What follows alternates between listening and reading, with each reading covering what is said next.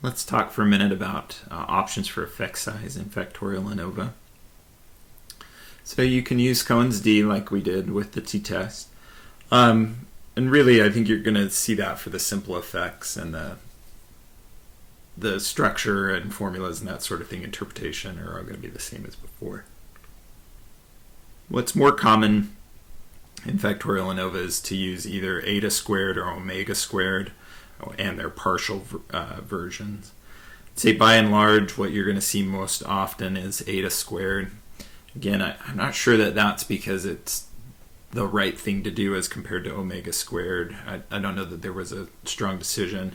I just think it's most common. It was the default effect size in SPSS for a long time, and so I think that's why it's the most commonly used in psychological applications. You'll see the interpretation between eta and omega squared are pretty much the same thing. They have a similar interpretation to R squared, so they're pretty easy to keep straight. The primary difference here is that omega squared tries to deal with overestimation in a sample, so it's very similar to the adjusted R squared that you see in the regression output. Okay, so for eta squared, our formula is going to be, for the full eta squared, it's going to be the sum of squares between divided by the sum of squares total.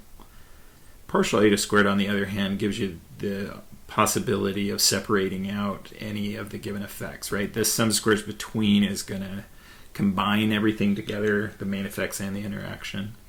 And that typically isn't of interest scientifically, and so this effect size isn't used very often. Frankly, I've never even seen it used. But the partial eta squared you'll see pretty regularly. So what you'll see is the structure is the same in the sense that it's a between over within, or a total.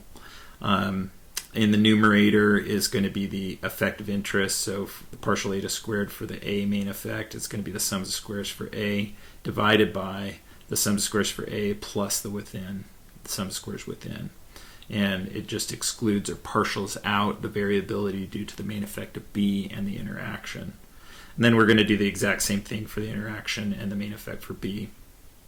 Right, we just put the relevant sum of squares in the numerator, and then we get rid of the ones we don't want. So sum of squares A and the sum of squares for the interaction. And here we get rid of the ones for the main effects. Okay, the interpretation is going to be the proportion of variability. So if eta squared for A was, say, 23.23, we'd say 23% of the variance in the outcome is associated with the main effect for A once we've partialed out the effects of the main effect of B in the interaction. And then we could do the same thing for the other ones.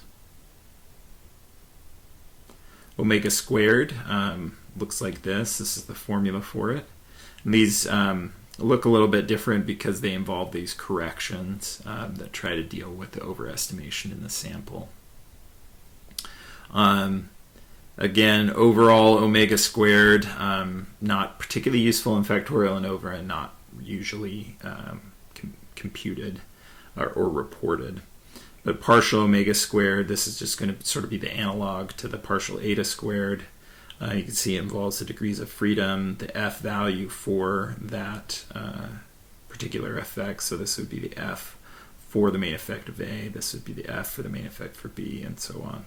Okay, and then these are just the levels of A, the levels of B, number of levels, and then the cell size that goes down in here.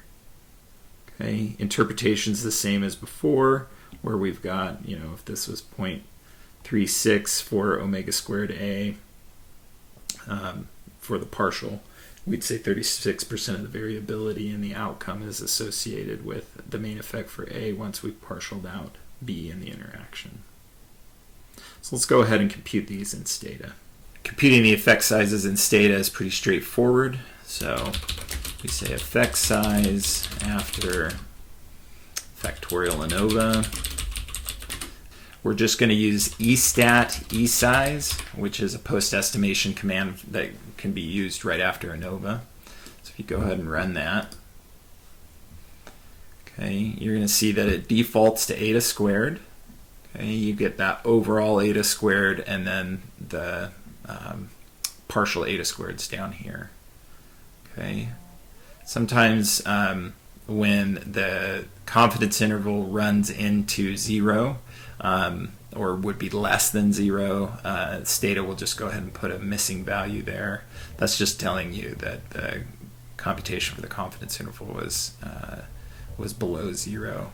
But since this is a proportion of variance and that sort of thing, it doesn't make any sense to have a value that's less than 0, and so it just fixes it as missing. So we can interpret each of these, right? So alcohol is 0.48, so, or 49. So if we multiply that by 100, then we can say 48.8 or 49% of the variability in attractiveness is associated with the main effect for alcohol. And then for gender, we might say 5% of the variability in attractiveness ratings is associated with the main effect of gender once we partialed out alcohol and the interaction. And then last but not least, the interaction, we'd say 36% of the variability in attractiveness is associated with the alcohol by gender interaction once we've partialed out the main effects of alcohol and gender. Okay, if we want omega squared, then we just repeat this, but then you just add the option omega at the end. Go ahead and run that, and then you get your estimates here. You'll see that they're slightly smaller than these other ones, and that's due to the correction, but the interpretation is generally the same, and you can see the textbook for more details about the differences between omega and eta squared, and we can talk about it in class as well.